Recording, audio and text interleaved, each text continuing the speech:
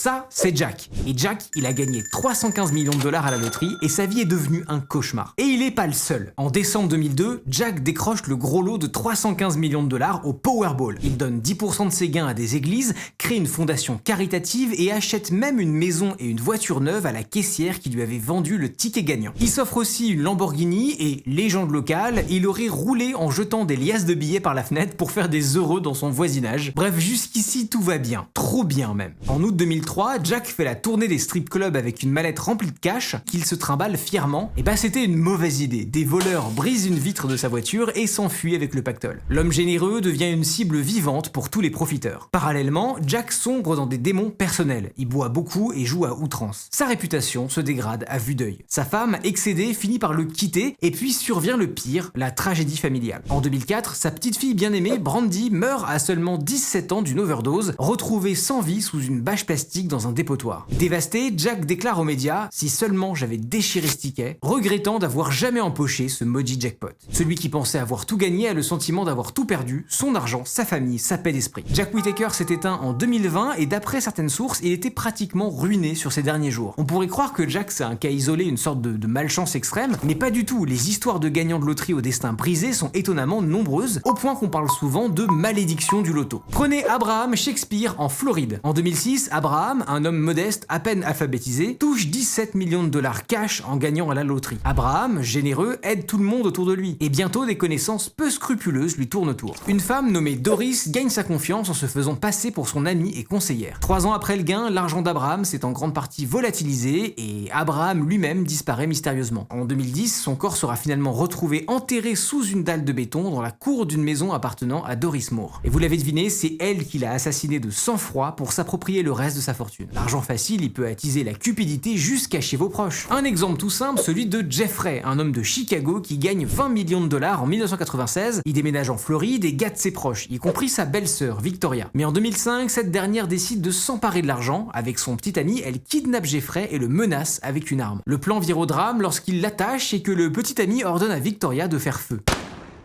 Jeffrey est abattu d'une balle dans la tête par sa propre belle-sœur. Le couple sera arrêté et Victoria condamnée à 3 peines de prison à vie pour meurtre, kidnapping et carjacking. Il y a aussi ceux qui claquent leur fortune à toute vitesse et qui se retrouvent plus fauchés qu'avant. À 19 ans, Michael empoche près de 15 millions de dollars. Jeune et grisé par l'argent, il se proclame le roi des tchaves et dépense sans compter en fêtes, voitures de luxe, bijoux et surtout en drogue et prostitution. Résultat, en à peine quelques années, Michael dilapide tout. En 2010, il n'a plus un sou et postule pour reprendre son ancien job, déboueur. La prochaine fois que vous rêvez de gagner des millions au loto, pensez à Jack Whittaker et aux autres. Le ticket gagnant peut tout aussi bien être un ticket pour l'enfer parce que